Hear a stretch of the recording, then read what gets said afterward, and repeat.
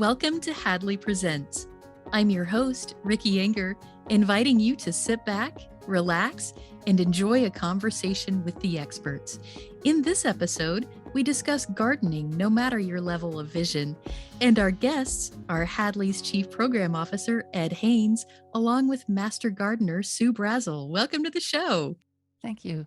Yeah, thanks, Ricky. This is going to be fun. Yeah, I agree. I mean, it's springtime as we're recording this, and you just step outside and everything starts to smell so green and wonderful. So I figured what better time to talk about gardening and growing things. So I'm so happy that both of you are here. Before we get into actually talking about gardening, why don't we just do a couple of quick introductions? Ed, you are Hadley's Chief Program Officer, and you've been on a number of these before, but you also enjoy gardening. Yeah, I sure do, Ricky. And yeah, I'm currently the Chief Program Officer, but for many years at Hadley, I had the pleasure of teaching a gardening course. Gardening is just a wonderful activity. And I'm a gardener myself. My mother was a gardener. My grandmother was a gardener. Getting enjoyment out of growing things goes way back in my family. And it's so much fun to pass that on to other folks. That's awesome. And Sue, I know that at least some people will be familiar with your voice if they have participated in a few of our Hadley discussion groups.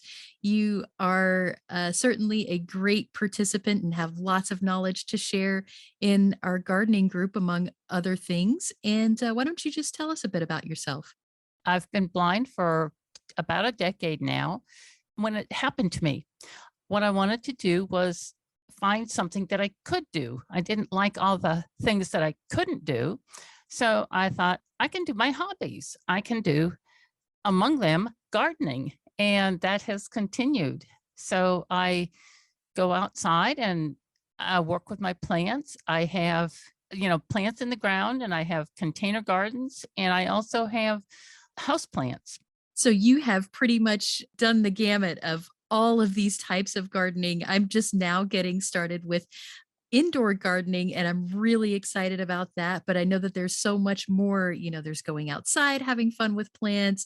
There's growing things on your windowsill. There's hydroponic gardening, which is what I'm kind of dipping my toe into now. So many different ways to do this. And I love that we're here to just talk about some of those things and what you might want to think about if you're losing your vision or have lost vision. And maybe you were gardening before and now you're concerned about, oh no, how am I going to do that? Or maybe you're just looking for a hobby, and this is a great one. So let's jump in then to talking about gardening. And there's one thing I was wondering about with you, Sue, which is you kind of alluded to the fact that gardening was always a hobby for you, and you started to lose your vision and you wanted to make sure that you could still do that. What were you thinking as your vision loss was happening? Were there particular things that you thought were going to be problematic with continuing to garden? One of the biggest problems that I still have is telling the difference between the weeds and the plants that I really want to grow.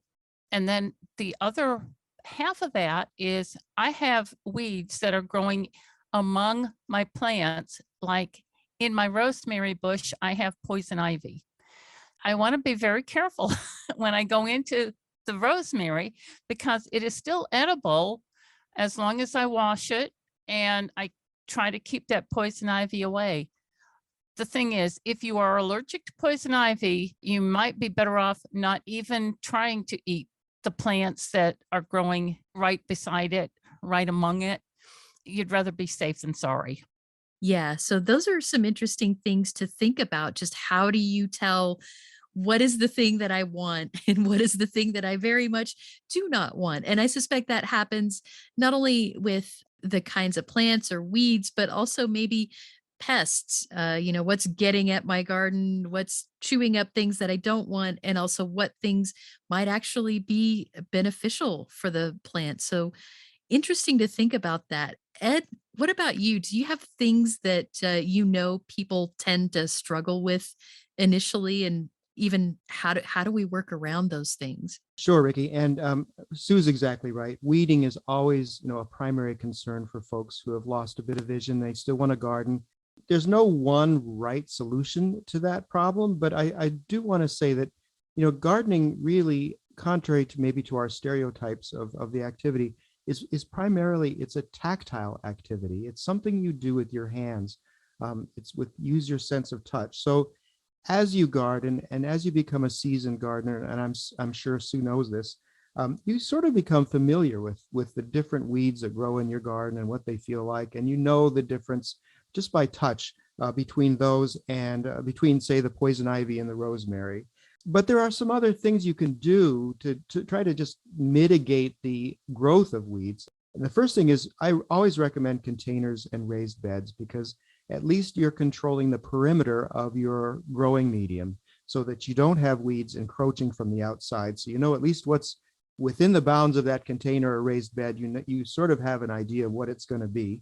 Also, use good quality potting mix or potting soil because that generally has less weed seeds in it if you're using containers.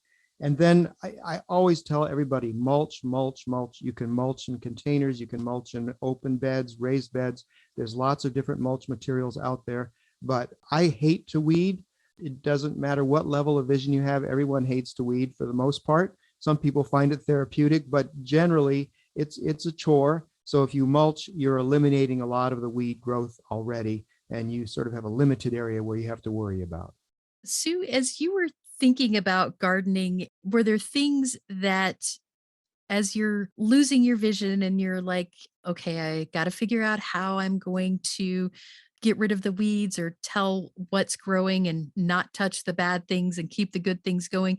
Were there things that you thought were going to be really straightforward and that actually did turn out to be an unexpected challenge?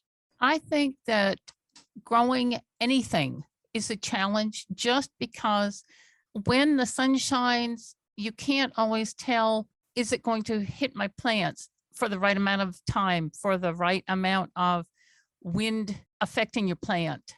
Those kinds of things will always be a challenge.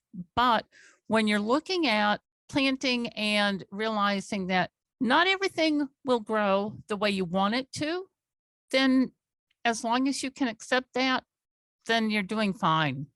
That's actually a really good point, is just to let go of having complete control over things. And so having this vision for what things are going to be, and then it turns out, well, no, not exactly, but you have this instead. Yeah, that's a really good point. Do you have thoughts about figuring out where the shade is and where the sun is? And so thinking about how to plant things to take advantage of those things, like knowing where the shade is in your garden and such. It's always a challenge to figure out where the sun will shine the most because year to year, your trees grow. So they will cover a larger portion that used to be in the sun.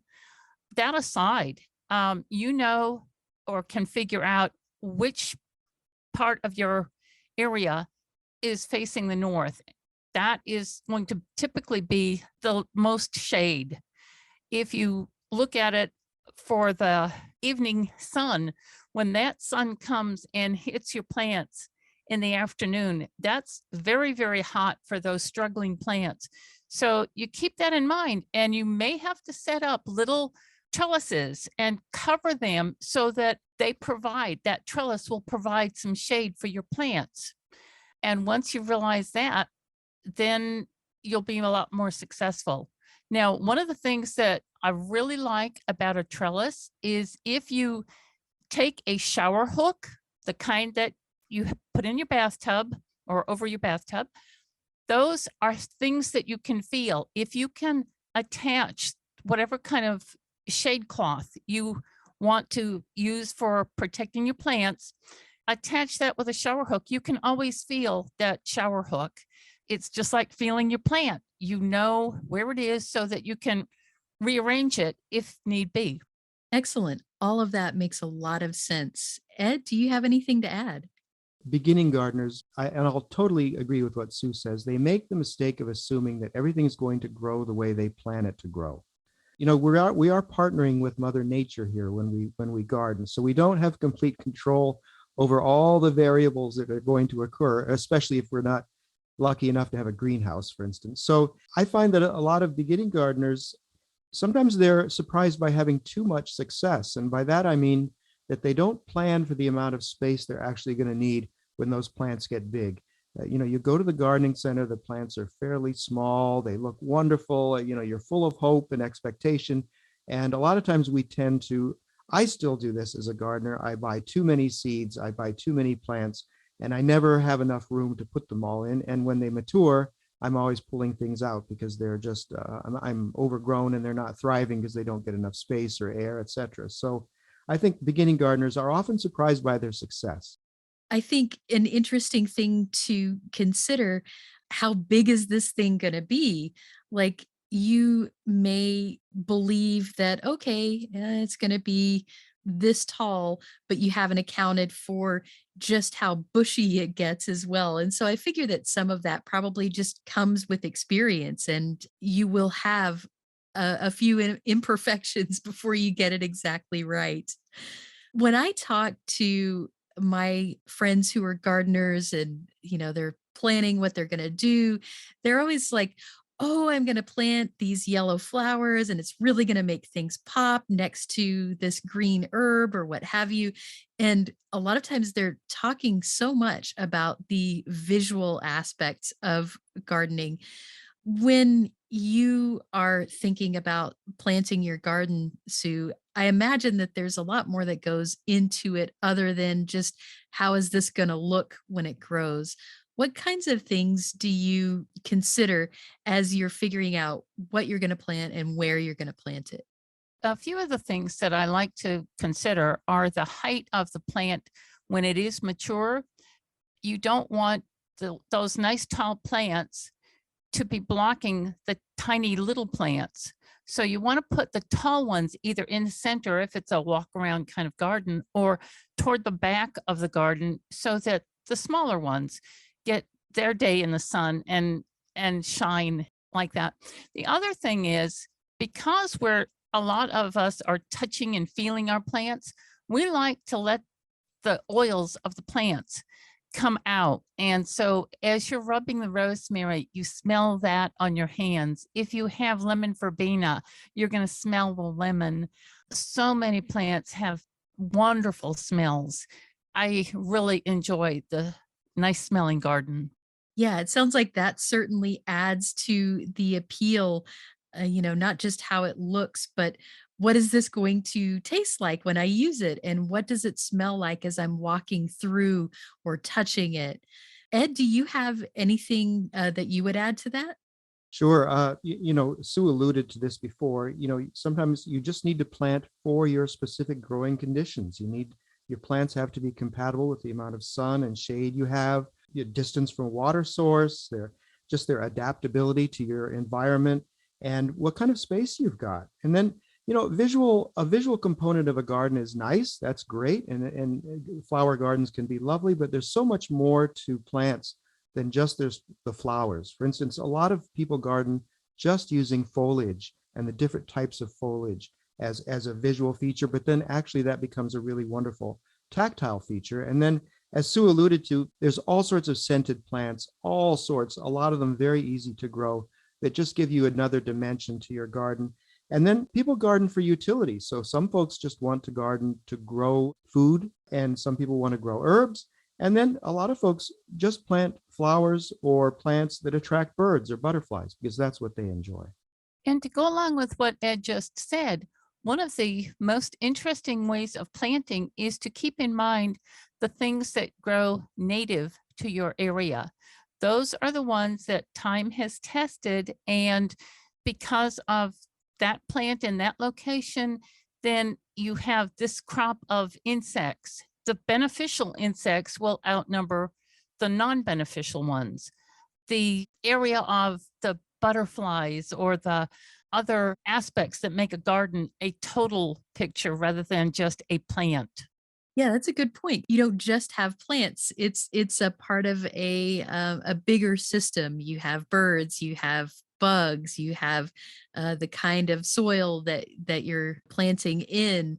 And as I'm talking about this, I'm thinking, wow, there are people who are listening to this and they've never gardened before and they're like, "Oh no, this is way too much to think about. I feel like I would need to take several classes or read several books before I would even start to do this." But I know that you got to start somewhere. Do you have thoughts about how can a beginner gardener get started with the most likelihood of success? We'll start with you, Sue.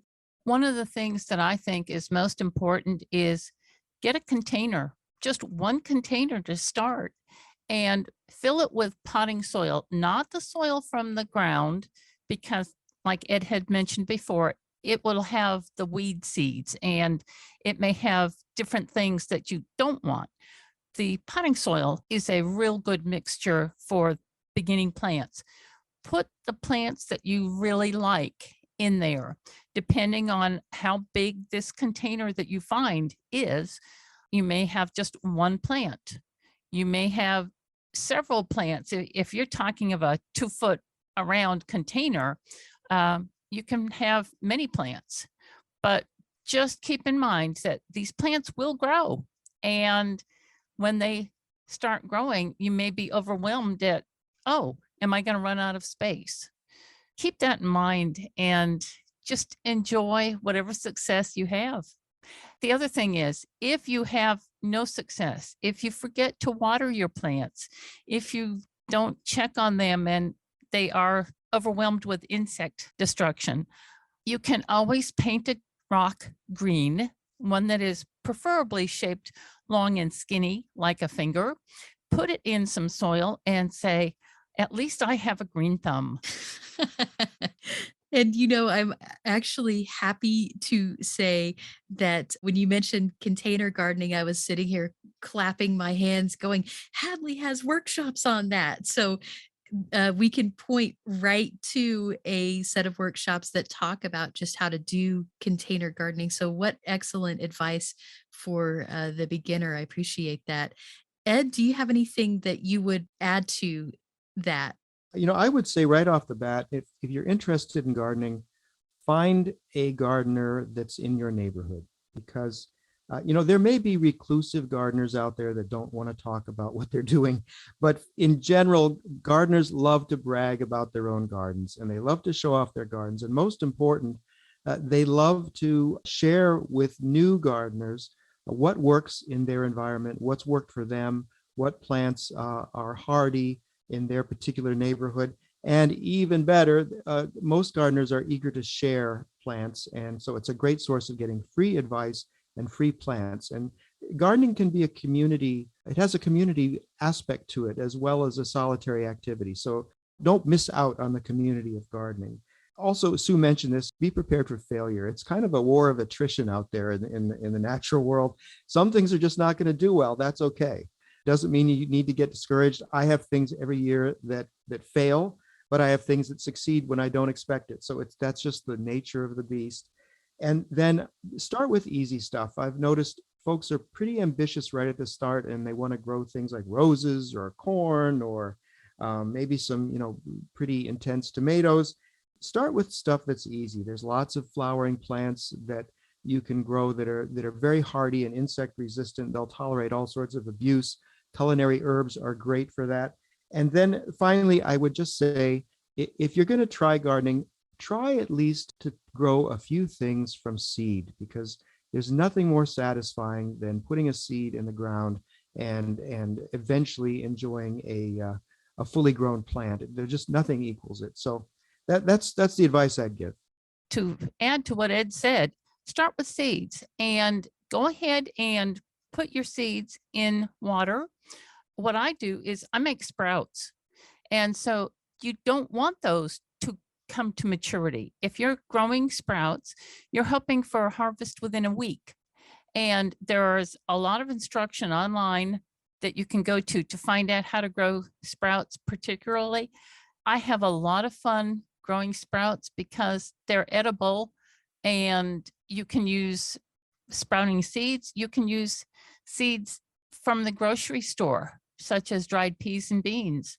That's awesome. And it actually does help if you are somewhat impatient and you want to see success right away. That sounds like a nice way to do it. If you're doing sprouts and they do so quickly, maybe just having that success will get you more excited than to try even more things. I know that has certainly been true for me. I've just started a very tiny hydroponic garden. And now that things are sprouting and growing, and I wasn't sure what to expect. I thought that I had very much a brown thumb. And now that that's happening, I'm very much curious to do more. Thank you both for sharing all of this great advice, a few tips and tricks that you have. Is there one thing that each of you would leave the audience with that we really didn't touch on just yet, but that you think is essential that people walk away with when it comes to gardening? I would just say, try it. Try it. Just one small pot, or as Sue said, try growing sprouts. Just one small thing. You'll find the rewards are greatly outweigh any effort you'll put into the project. Excellent. Thank you. And Sue, how about you? I like what Ed said. He said community. If you find a mentor who will help you, not only do you get their knowledge, but you get companionship. And one of the wonderful things about that is you have the plants that someone gave you that will regrow and regrow and regrow. And I've got plants in my yard that have been given to me from people who are no longer alive. And I'm so thankful I had them as friends. Yeah, what a nice memory, a living memory to take with you of people. And I just love the community aspect. And speaking of which, if you are interested in talking more about gardening, whether it's sharing what you're doing now, or maybe you're a beginner gardener and you want to come in and ask some questions from people who have done this for a little while, we do have a gardening group, Hadley Growers, and we'll have information about that in our show notes. We hope you'll join us. And thank you, Ed, and thank you, Sue, for dropping by and just sharing your gardening knowledge. It's wonderful. Thank you. Thanks, Ricky. It was great to be here. Got something to say? Share your thoughts about this episode of Hadley Presents, or make suggestions for future episodes. We'd love to hear from you. Send us an email at podcast@hadley.edu. That's podcast@hadley.edu. Or leave us a message at 847-784-2870. Thanks for listening.